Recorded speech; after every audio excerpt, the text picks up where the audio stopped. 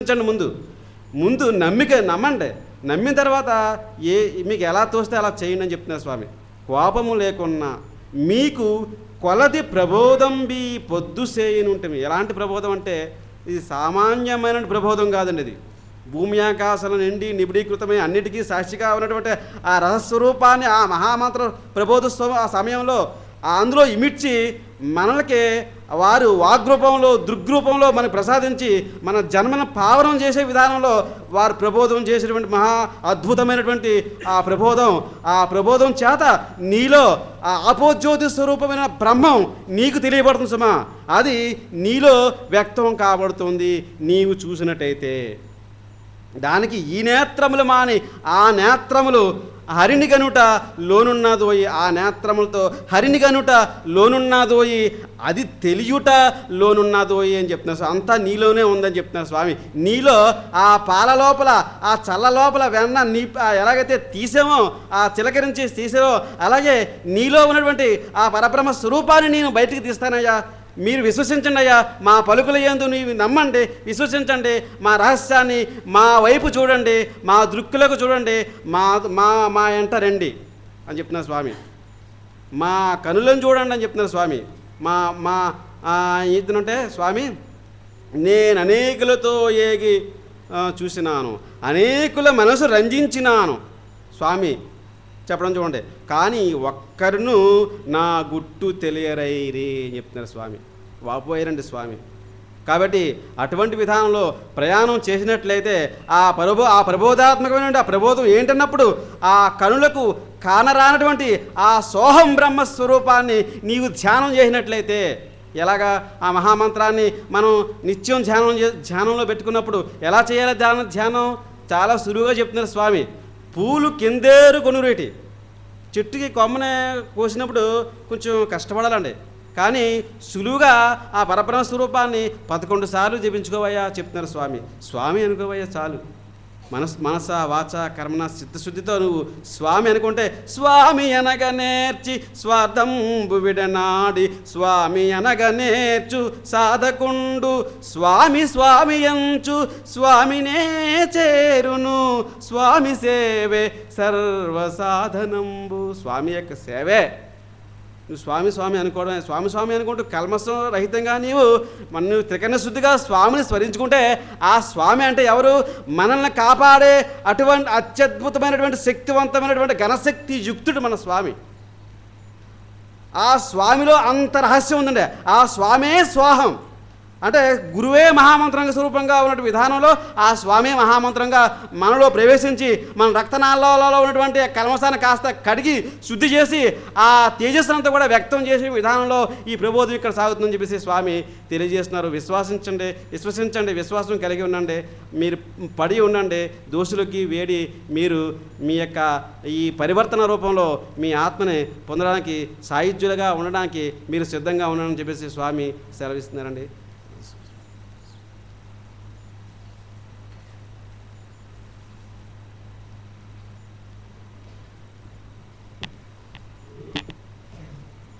మహామంత్ర మననం ద్వారా ఈ ఆత్మస్వరూపం పరమాత్మ స్వరూపంగా పరిణామం చెందేటటువంటి విధానం స్వామి చెప్పినటువంటి విధానాన్ని చక్కగా తెలియజేస్తారు మాస్టారు. వారికి అభినందనలు. ఇప్పుడు శాతత్వం నుండి పాములు గారు.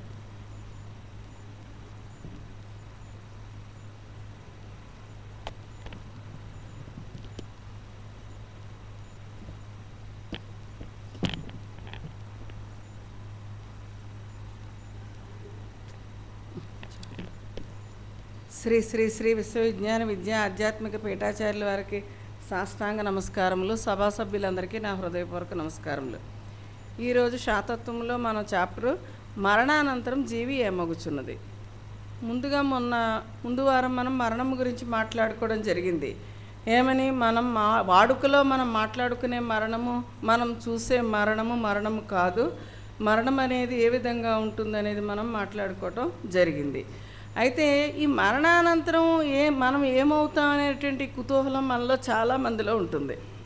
ఎందుకంటే అది వెళ్ళి చూసొచ్చిన వాళ్ళు ఎవరు లేరు. మరణం తర్వాత అట్లాగా లేదా స్వర్గానికి వెళ్తారు, లేదా నరకానికి వెళ్తారు. కోరికలు తీరకుండా ఎవరైనా చనిపోయినట్లయితే దెయ్యాలు అవుతారు, భూతాలు అవుతారు. అంటే సినిమాలు అవి చూసి మనం కొంత సాహిత్యం చదివి కొన్ని దుర్భావాలు లేదంటే అపోహలతోటి రకరకాల భావాలతోటి మనం పెరగడం జరుగుతుంది. తర్వాత ఈ 84 లక్షల జడజన్మలకి లేనటువంటి ఆలోచన, మరణం గురించిన శ్రద్ధ, ఆసక్తి మానవునికే ఉంది. మిగిలిన ఈ 84 లక్షల జడజన్మలు కూడా మరణం అంటే ఏమిటో తెలియకుండానే మరణించడము, మళ్ళీ పుట్టడం, మళ్ళీ మరణించడం, మళ్ళీ పుట్టడం జరుగుతుంది. అయితే మానవుడు మాత్రం ఏం చేస్తున్నాడు? ఊహ వచ్చిన కాడి నుంచి మరణం గురించి ఆలోచిస్తాడు, మరణం అంటే భయపడతాడు, మరణానంతరం ఏం జరుగుతుందనే ఆలోచన చేయటం అనేటువంటిది జరుగుతుంది. దీనికి మనం కూడా సపోర్ట్గా మనం ఏమనుకుంటాం, రకరకాల ఆలోచనలు చేయటం జరుగుతుంది. మనం పునర్జన్మ అనే చాప్టర్లోనూ చదువుకున్నాము, తర్వాత మరణం అనే చాప్టర్లో కూడా మనం తెలుసుకోవడం జరిగింది. కొంతమంది ఏమనుకుంటారు, ఈ ఆగామి సంచిత కర్మలను అనుసరించి ఈ జన్మలో బాగా పుణ్యం చేస్తే మళ్ళీ జన్మలో బాగా డబ్బున్న వాళ్ళ కింద పుట్టడం జరుగుతుంది, లేకపోతే గొప్ప కోటీశ్వర్ల కింద పుట్టడం జరుగుతుంది, లేకపోతే ఎక్కువ పుణ్యకార్యాలు చేసినట్లయితే స్వర్గానికి వెళ్తాం, పాపం చేస్తే నరకానికి వెళ్తాము, లేకపోతే కోరికలు తీరకుండా చచ్చిపోతే భూతాలు అవుతారు, దెయ్యాలు అవుతారు, వాళ్ళు మళ్ళీ ఇంకొకళ్ళు పట్టి పీడిస్తారు. ఇలాంటి రకరకాల అపోహలు, ఆలోచనలు మనలో ఉంటాయి.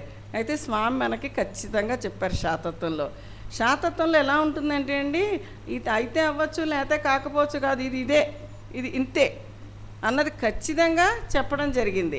స్వామి ఏం చెప్పారు, పునర్జన్మ అన్నది లేదు. పునర్జన్మ ఎవరైనా ఎత్తారు మరణించిన తర్వాత అని ఎవరైనా చెప్పినట్లయితే అదొక ఉన్మత్తుని ప్రేలాపన.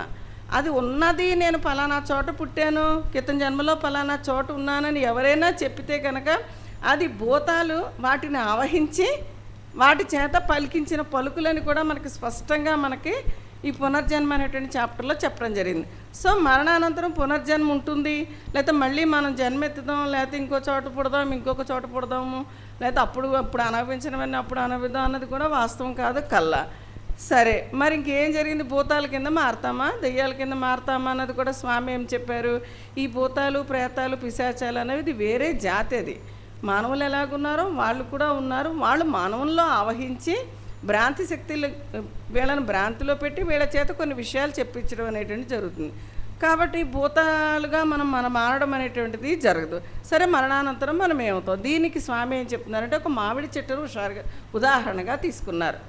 ఇప్పుడు మామిడి ఇది ఉందండి, టెంక్ ఉందండి, దాన్ని మనము పాతిపెట్టినట్టయితే అది ఏం చేస్తుంది, చిగురు వచ్చి మొక్క వచ్చి వృక్షం అయ్యి పువ్వులు పూసి కాయలు కాచి ఫలం వచ్చి పండయ్యి అది శుభ్రంగా మనకి రుచినిచ్చి తిరిగి మనం ఏం చేస్తాం, ఆ టెంకను పాతి పెడతాం.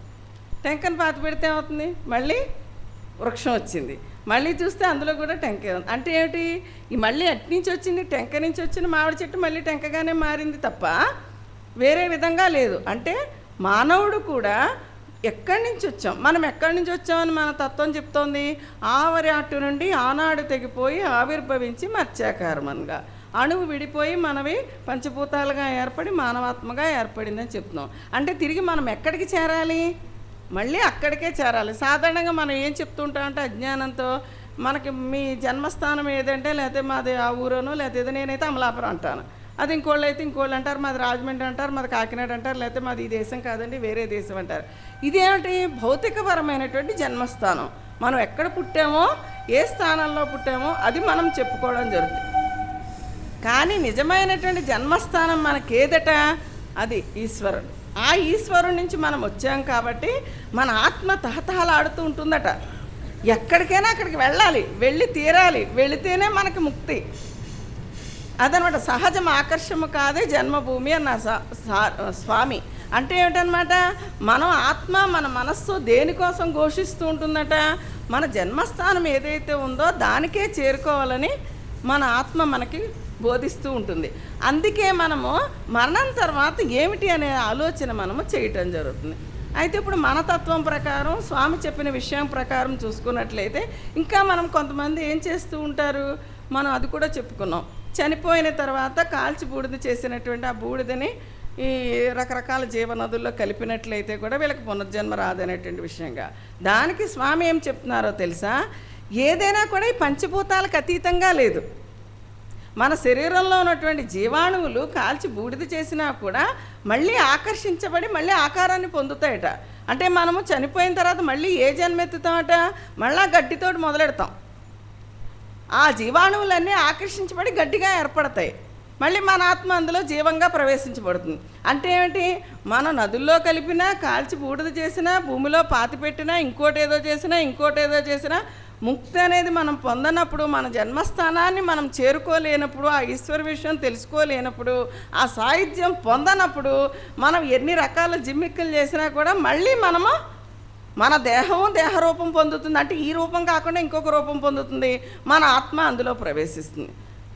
అంటే ఏమిటి, ఇంక దీనికి ఒకటే పరిష్కారం. స్వామి ఏం చెప్తున్నారంటే, మనము సద్గురువుని ఆశ్రయించి ఆయన కృపతోటి, సాధనతోటి, ఆయన ఆశీర్వాదం పొంది చివరికి మనం చేరాల్సింది ఎవరికనమాట, ఆ ఈశ్వరంలో లీనం. మనలోనే ఉన్నటువంటి ఈశ్వరుడు ఎవరైతే ఉన్నారో, అదే మామిడికాయ టెంకలో మళ్ళీ మామిడికాయ టెంకే ఉన్నట్లుగా మనలో ఎవరున్నారు, మనం ఈశ్వరుడి నుంచి వచ్చాం, మళ్ళీ మనలో ఈశ్వరుడే ఉన్నాడు. కాబట్టి ఆ ఈశ్వర విషయం తెలుసుకుని మనం సాయుధ్యం పొందాలి. లేదా గడ్డి మొదలుకొని మళ్ళీ జన్మలన్నీ ఎత్తాలి. రెండే మార్గాలటండి మనకి, పునర్జన్మ ఎత్తడం, లేదా భూతాలుగా మారడం, ఇంకోటి ఏదో అయిపోవడం, ఇలాంటివి ఏమీ కూడా మనకి లేవు. రెండే మార్గాలు. అయితే ముక్తిని పొందడం, సాయుధ్యం పొందడం, జన్మ రాహిత్యం చేసుకోవడం, స్వామిలో ఐక్యమైపోవడం. దానికి ఏం చేయాలన్నది స్వామి చెప్తున్నారు కదా. స్వామి చెప్పిన మహామంత్రాన్ని పఠించుకుంటూ, స్వామి చెప్పిన మార్గంలో నడుచుకుంటూ, స్వామిని విడిచిపెట్టకుండా, ఆయన పడి ఉండి వేచి ఉండి సన్యాసి చేసిన, సామ్రాట్ చేసిన, నీవే స్వామి అని సద్గురు మార్గంలో మనం ప్రయాణం చేసినప్పుడు, చివరిలో మనం భ్రాంతిలో పడాలని అనుకున్నా, మన భ్రాంతి శక్తి మన లోపరుచుకున్న స్వామి మన పైకి తీసుకొచ్చి కాపాడమని. మన కాపాడే వాళ్ళు ఎవ్వరూ లేరండి. ఈ భౌతికపరమైన ప్రపంచం, ఈ బంధుత్వాలు, ఈ చుట్టాలు, లేదా ఈ భార్యాభర్తలు, ఈ బిడ్డలు, ఇదంతా కూడా మన ఇంతవరకే తిరిగి విరాట్ స్వరూపంలో లీనం చేసేది, లేదంటే మనని కడతేర్చేది, మనకు ముక్తినిచ్చేది ఎవరన్నమాట, స్వామి మాత్రమే. మనం ఎంత అరిషడ్ వర్గాల ప్రభావానికి లోబడి, భ్రాంతి శక్తికి లోబడినా కానీ స్వామిని పట్టి విడవకుండా కనుక మనం ఉన్నట్టయితే కనుక ఆయన మన అన్ని వేళలా కాపాడి, మనం పక్కదారి పడుతున్నా కూడా ఒక చెంప చెళ్ళు అనిపించానమని మన సన్మార్గంలో పెట్టడం అనేటువంటిది జరుగుతుంది.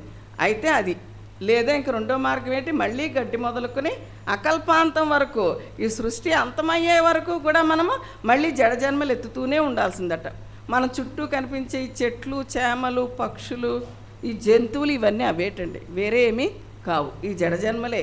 అవి ఏదో అని మనం అనుకుంటాం, ఏమీ కాదు. ముక్తిని పొందకుండా ఉన్నటువంటి జడజన్మలే మళ్ళీ ఇవన్నీ చెట్లు, చేమలు గాను, గడ్డి మొదలుకొని ఈ జంతువులు, పక్షులు, ఈ జన్మలన్నీ ఎత్తడం అనేటువంటి జరుగుతుంది. మళ్ళీ ఎప్పటికైనా కొన్ని సంవత్సరాలు, కొన్ని వేల సంవత్సరాలు గడిచిన తర్వాత మళ్ళీ మానవ జన్మ ఎత్తాలి. అప్పుడు కూడా ముక్తిని పొందకపోతే మళ్ళీ జడజన్మలు ఎత్తుకుంటా పోవాలి. అయితే రెండే మార్గాలు మనకి. మరణానంతరం మనం ఏమవుతుంది అనేటువంటి సందేహం మన సభ్యులకి అస్సలు అవసరం లేదండి. స్వామి నిస్పష్టంగా నిక్కచ్చిగా చెప్పారు, అయితే ముక్తిని పొందండి, లేకపోతే జడజన్మలకి వెళ్ళిపోండి. కాబట్టి అది ఎలా చేస్తే మనకు మంచిది, మనకి ఏది కావాలనేది నిర్ణయించుకోవాల్సిన బాధ్యత మన మీదే ఉంది. ఇదండి స్వామి మరణానంతరము జీవి ఏమవుతున్నది అనేటువంటి విషయంలో మనకి తెలియజేసిన విషయం. ఆ విషయం గ్రహించుకుని మసలుకోవాల్సిందిగా సభా సభ్యులకు నామ.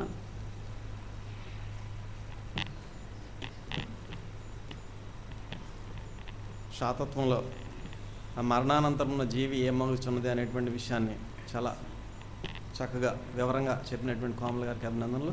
ఇప్పుడు అనుభవాలు చెప్పాలనుకున్నటువంటి సభ్యులు ఎవరు ఉంటారు?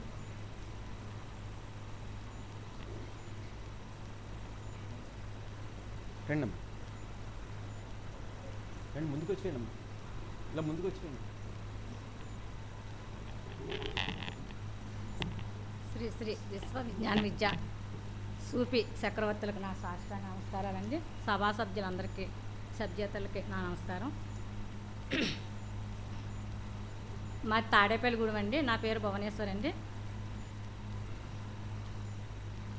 మార్చి నెల మా అమ్మగారు కాలం చేయటం జరిగిందండి. మార్చి 16న మా అమ్మగారు పోయారండి. నేను ఎప్పుడు ఒకటే అనుకునేదాన్ని, మా అమ్మగారు మహామంత్రం తీసుకోలేదు, ఇప్పుడు ఇప్పిస్తారంటే నాకెందుకులే, మా నాన్నగారు వినాయకుడి మంత్రం తీసుకున్నారండి. మీ నాన్నగారో దారి నేనో దారి పట్టను అని అన్నారండి. ఇంక మేము వదిలేసాం ఆవిడని. నా రావణమ్మ గారిని అడిగితే, నువ్వు చేస్తున్నావు కదా భవాని, నీది అయ్యగారు కొంచెం ఇస్తారు, నువ్వు చెయ్యి అని చెప్పారండి రావణమ్మ గారు నాకు. అప్పటి నుంచి అయ్యగారు ఇచ్చిన ప్రసాదం వల్ల మా అమ్మగారికి 11 సంవత్సరాలు మంచం మీద ఉన్నారండి. 11 సంవత్సరాలు కూడా స్వామి నా చేత చేయించారండి. నేను చేయటం గొప్ప కదండి, ఆయన చేయించటమేనండి నేను చేయగలిగాను. ఎప్పుడు అడిగినా నేను స్వామిని ఒకటే అడిగానండి, స్వామి ఎప్పుడు ఇచ్చినా మా అమ్మగారు మరణం మాత్రం గురువారం కానీ సోమవారం కానీ ప్రసాదించండి, ఆ 2 రోజులు ఎప్పుడైనా నాకు సంతోషం, నేను మర్చిపోయిన రోజులండి ఆ 2ను అని అడిగానండి. ఒకరోజు బాగా సీరియస్ అయిపోయిందండి. మార్చి 14న మాత్రం చాలా సీరియస్ అయిపోయిందండి. ఒకసారి స్వామి దృష్టిలో నాకు దృశ్యంలో కనిపించారండి. ఎప్పుడు అడిగినా బాబు మా అమ్మగారి పరిస్థితి అండి అని చెప్పేదాన్ని అండి. నేను చెప్పలేకపోతే అన్నవరం గారి చేత చెప్పించేదాన్ని అండి, ప్రసాదం ఇచ్చేవారండి. ఒకసారి దృశ్యంలో నాకు సంవత్సరం కిందట దృశ్యం వచ్చండి. నాకు అయ్యగారు చెప్పారండి, ప్రసాదం ఇచ్చండి, ఇంకా సంవత్సరం టైం ఉందమ్మా అన్నారండి. కరెక్ట్గా నాకు మార్చి నెలకి అప్పటికి సంవత్సరం అయిందండి. నేను బేబీ గారిని అడిగాను, అయ్యగారు ఇలా దృశ్యం వచ్చిందండి, అయ్యగారు ఇలా చెప్పారంటే నాకు కొంచెం, నేను గుడి నుంచి మంచిలి నుంచి ఆ గుడి వెళ్ళేదాన్ని అండి ఆరాధనలకి. వారానికి 2 ఇవ్వచ్చండి, 3 ఇవ్వచ్చు, అవసరమైతే 4 కూడా ఆరాధనలు ఇచ్చేదాన్ని అండి. అయినా సరే మా అమ్మగారికి అన్నీ పెట్టేసండి, పక్క వాళ్ళకి అప్పచెప్పి ఆరాధనకి వెళ్ళిపోయేదాన్ని. స్వామి చూసుకుంటారు నాకేంటి అని వెళ్ళిపోయేదాన్ని. అలా వచ్చేటప్పుడు బాగానే చూసేవారండి.